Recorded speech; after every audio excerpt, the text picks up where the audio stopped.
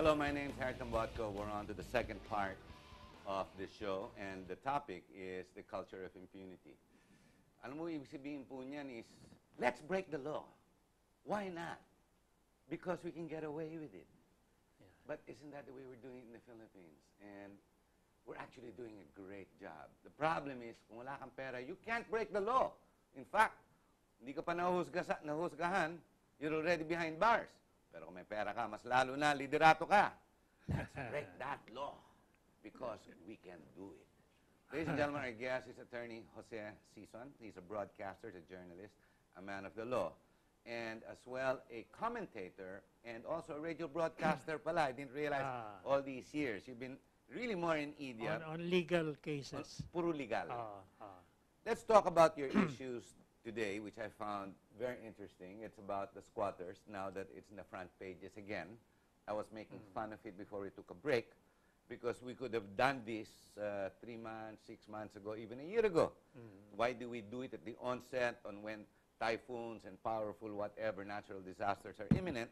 I don't understand. Hindi ko maintindihan yung concept or planning. If you can even call that planning, because it's not planning. It's no longer strategic. It's no longer planning. It's called, let's cover ourselves bago tayo pagalitan na naman ng taong bayan. Di ba parang ganun eh? Kasi maraming mamamatay na naman. Sigurado, maraming mamamatay. You had a very interesting point. Squatters are uncontrollable, the informal settlers. They're all over the place. They have no real residence and they have no proper rights. You explain that. They are not legitimate residents of the place where they are voting. So hindi Because butante they dapat were, bawal. they are only squatting. Precisely because they are squatting, they are not legitimate residents. Under the law, that's the description. Squatting. But ang law ba, ang bugasya, sinasabi ba ng konstitusyon na ang butante kailangan legal resident? So either ikaw may-ari ng lupa or you are a tenant and you have a contract to show you are a tenant. Hindi. Ang sinasabi lang ng Constitution kasi, reside in the place where they intend to vote for at least 6 months. Kaya yan, parang hindi, yung descriptive na legal, wala dun eh. Pero that's understood. The Constitution will not allow something illegal. So, diba? So when you say reside in the place, legal residency. So mas magaling ang mga abogado. They're able to find that loophole to contest that in court.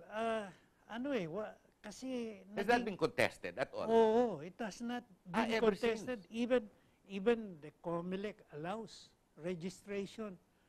They are allowed to register as voters in those particular place. Because parang gano'n na nga naging interpretation eh. Well, it doesn't matter whether he is legally or illegally residing. As long as he resides in that place, pwede siyang bumoto. Nakaka-register nga as voters eh.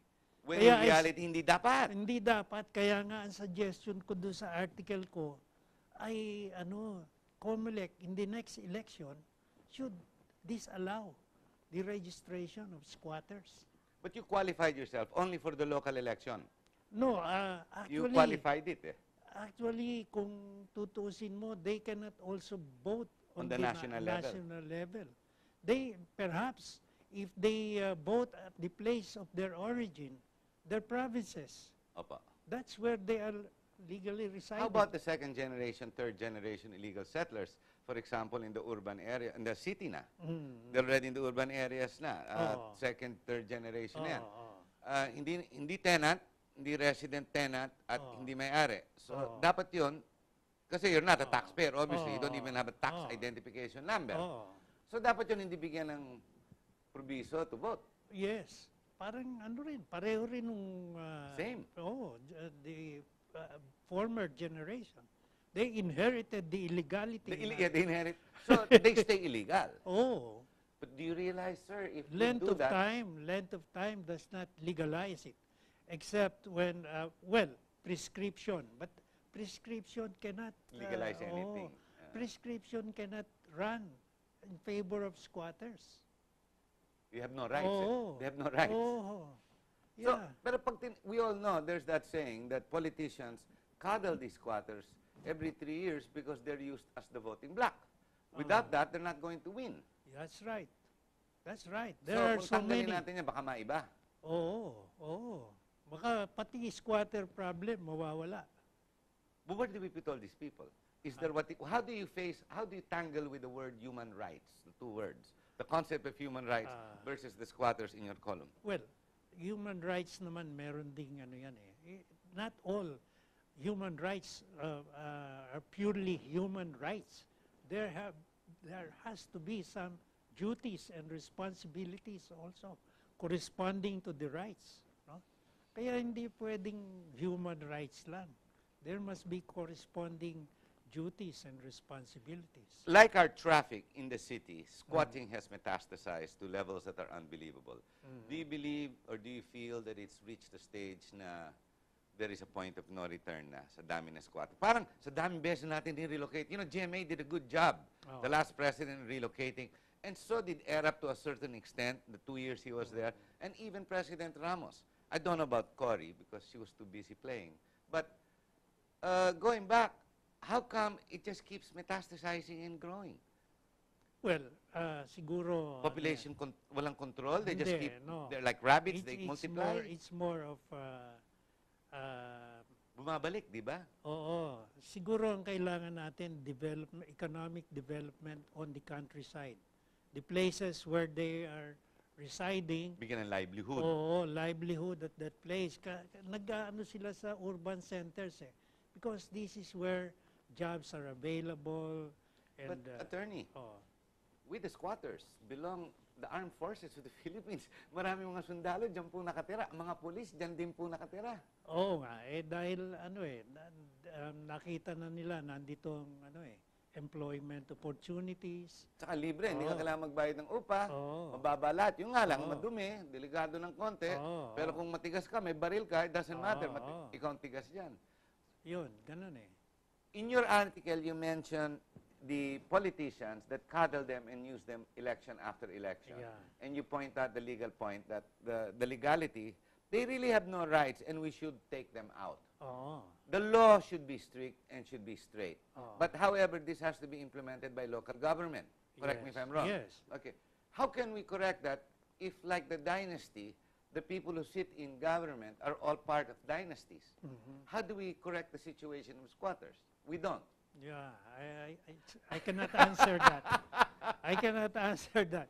Well, what's clear about this? In fact, in my article, I said it's a matter of political will. Yes. No, we really have to enforce the law. That's why we have this culture of impunity, perhaps, because law enforcement is very lax also. That's where we have to concentrate now. Law enforcement or the courts themselves? Because the law enforcement is scared. They're damaged because the courts let them out anyway. Well, everything. I mean, It's the combination of both. It's a combination of... At the first part of the show, you mentioned that one of the issues is education and media. Why media? Where is media lacking? Is media lying? well, sometimes media also are in favor of, you Of the know wealthy very and the well, rich. wealthy and the rich and the administration, whoever is in power. Hindi ba? Ganyan ang media rin eh. Hindi mo maalis So yan. media is not free. Media gives us a lot of non-truths and only for convenience so that they can continue their plights of making millions and billions at the expense of the Filipino. Well, the culture of impunity, how about gay people cross-dressing on TV, wearing makeup and high heels, and everybody knows he's a man, and he's rating on TV? How do we address that issue? Well, Is that not part of the culture of impunity and No, the regular laws of man? Ako, katoliko ako, never mind my religion. Ang Kristiyano, tingnan natin, miski Muslim, alam ko, bawal din yun eh. In fact, mas malala pa sa kanila, pinapatay nila eh, yung mga bakla, di ba? Bakit yung ganito, sineselebritize natin at pinapanood ng taong bayan? Yun lang. Lalaki ito, naka-high heels, naka-makeup at umaarte, baklang-bakla. Di ba? And then, we have people that come on TV and say, babae, celebrity na, I am gay. Wow, pinalakpakan pa ng taong bayan. there's something wrong with the Filipino. Is it? Or Yeah. it's media? Media na yan. Dahil ano eh. But we're part of media. Ako, I come out. Sometimes people say, si Harry talaga ito, maraming reklamo ito eh. But I give you what, I'm talking about issues that are real. They don't talk about it on TV. But we're part of the same medium, you and I. Yeah. Yun na nga eh. What can we do? We are But just... shouldn't we do something? If we allow it to continue, our children's children will suffer. The freedoms that we know it, the sustaining freedoms, are going to go away. The democracy that we know that we have is now under an absolute control of one president, which you already know because of it. But maybe not of his own doing, as in being a Marcos, but because of his popularity. He cannot do wrong. Pinoy cannot do wrong. And what's nice is he hasn't done wrong. That's the beauty of this situation. But everything around him spells of incompetence, be it for our traffic.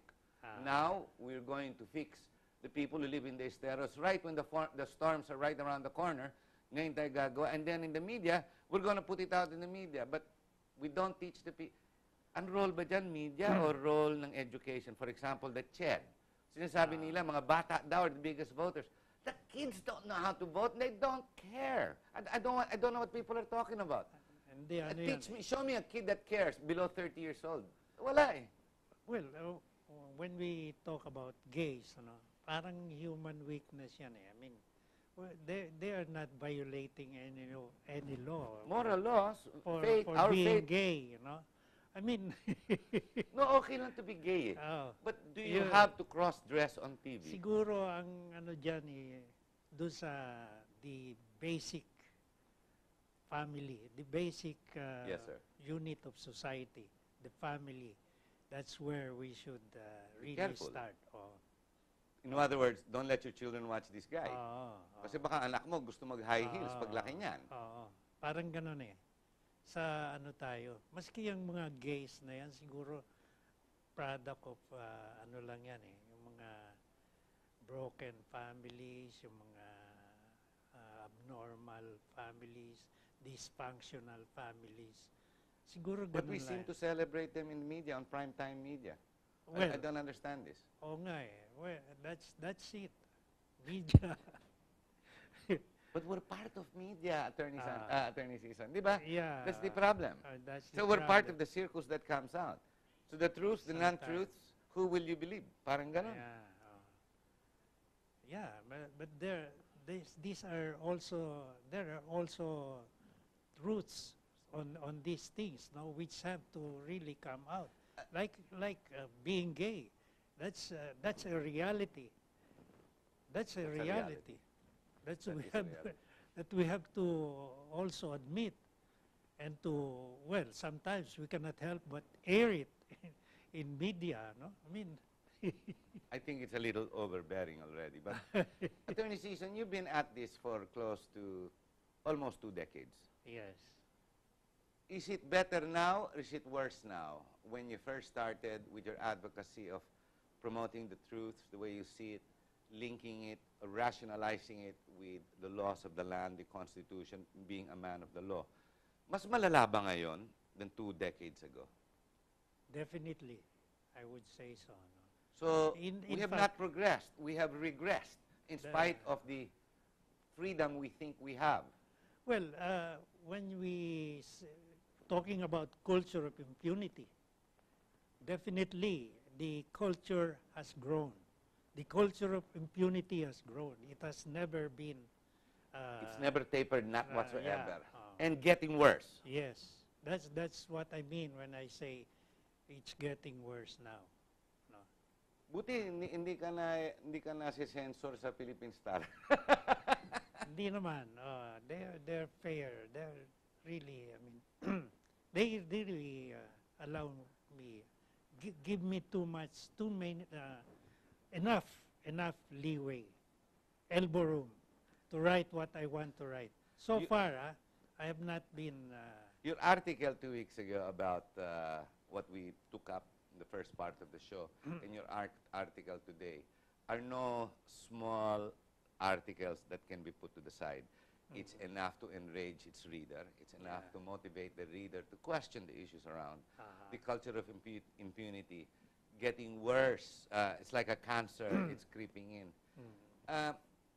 And yet we are celebrating our freedoms. The anniversaries are getting bigger, and talk of improvement, which is brought about by a fleeting, how do you call it, investment called the stock exchange that we were putting up on pedestals, have gone away and tumbled. So the Filipino is in no better condition. So the guy on the street is correct. The poor man in the rural areas was always correct. Yung sinasabi niya na, ba't ako boboto? Pareho din naman. Pobre pa rin ako.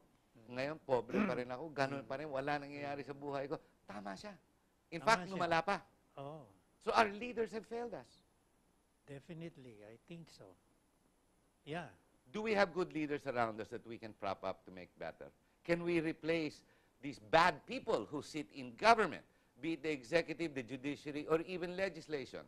Can we replace this group of people, these groups of people that have been there for 20, 30 years, these dynasties, these oligarchs, those that have fiefdoms all over the country?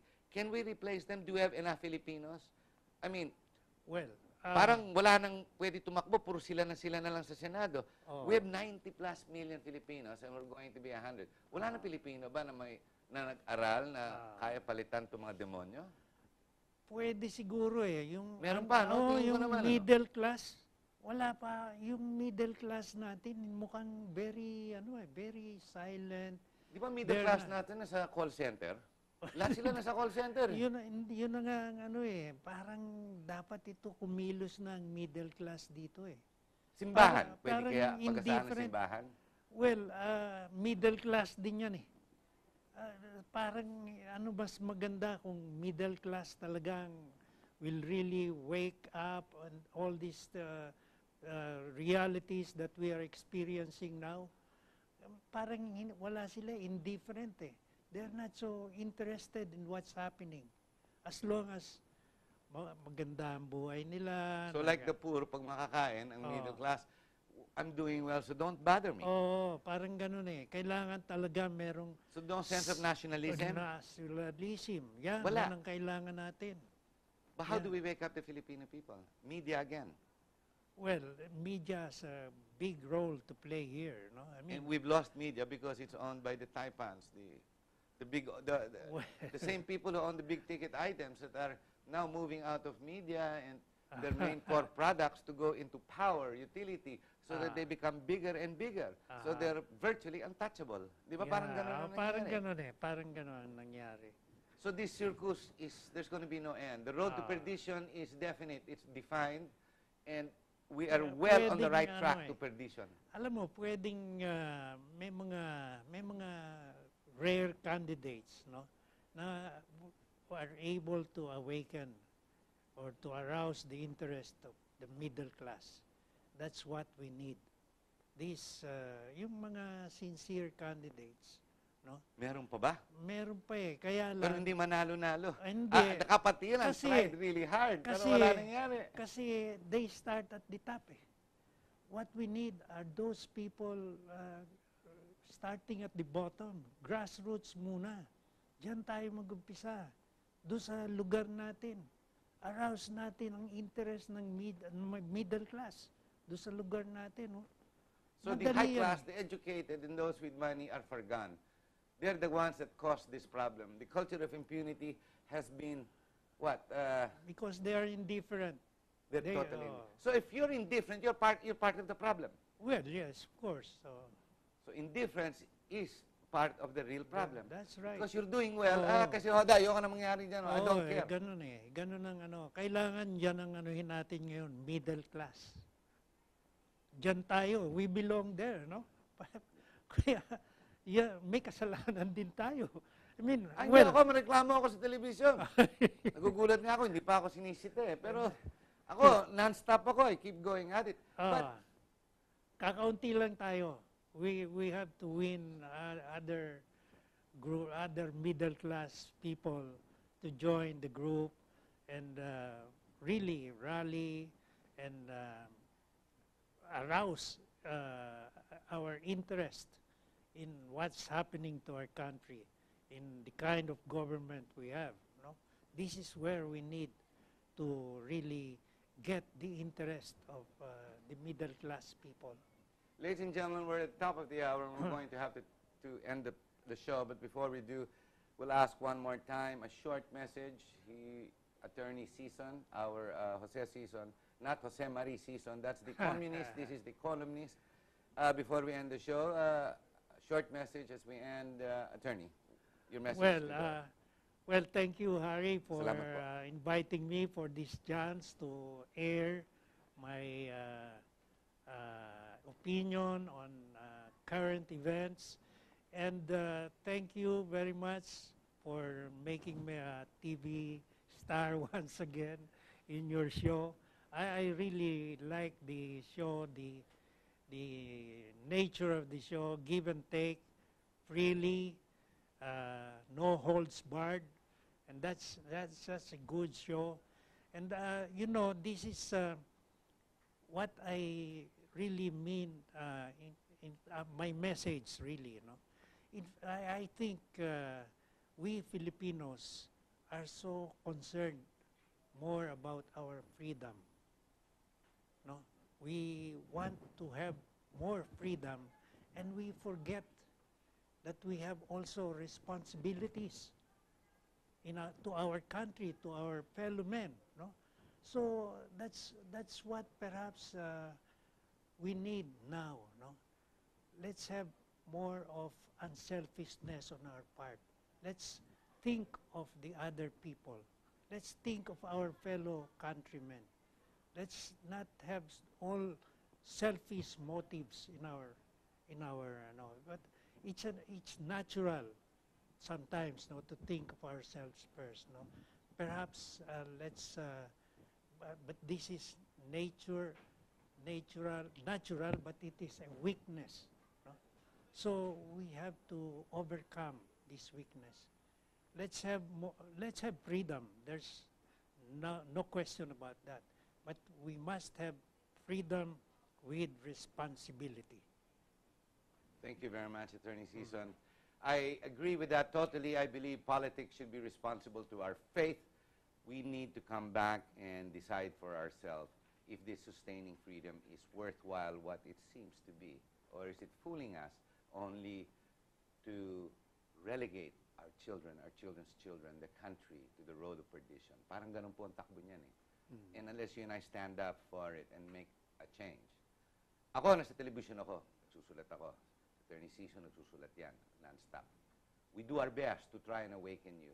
Like you, we wish to be part. We may not be the exact leaders. You may think we are, because we have a role to play. But we do need to find that leader. But it's not dependent on one. It's called critical mass of all of us coming together to realize that greed is not the answer. It's not the solution. It's not the end game. It's nationalism that is required of this country. And nationalism that is in the right path. Matuwid na daan, but in the correct, in the real correct path, so to speak. Not just in talk, not in just media. This is not advertising. Ang tawag po dito, ang bayan po natin. Maraming salamat po. My name is Harry Tambuatco. Stay with us. And we'll be right back with more shows right here on GNN. Attorney, maraming salamat po. Thank you.